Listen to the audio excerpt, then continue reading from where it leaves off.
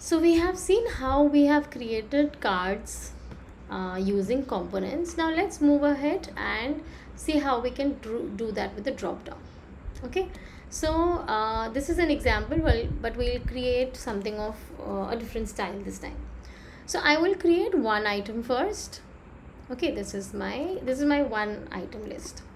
This is let's say list item text placeholder. Okay, slightly bigger,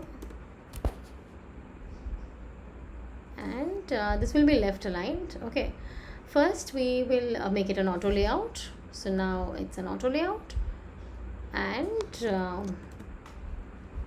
we will give it a left align, left and center, as in vertically center and horizontally left.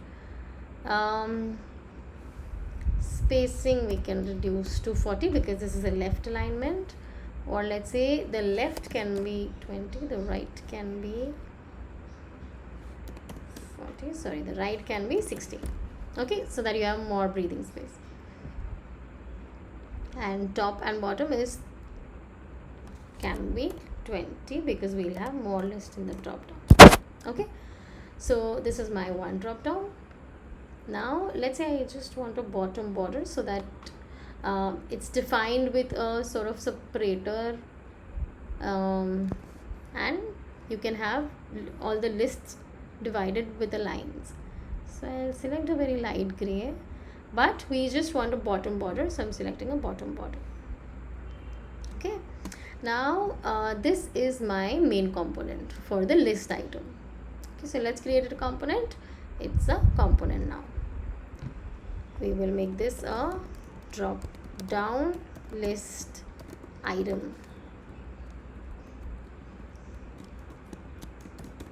Okay, so I'll create a copy of this. Okay, and now multiple copies. So 1, 2, no spacing. Okay, Control D. Now we have multiple. We will select all of them and create an auto layout out of this. Okay, now now if we make any changes here, all the changes will be reflected in your drop down. So with the help of component, your drop down can be very easily made, isn't it? So you can use components for creating a lot of UI elements. In fact, eventually most of your design elements, your visual elements in the design will become a component, and that's the best practice for designing. That's about components. See you in the next video.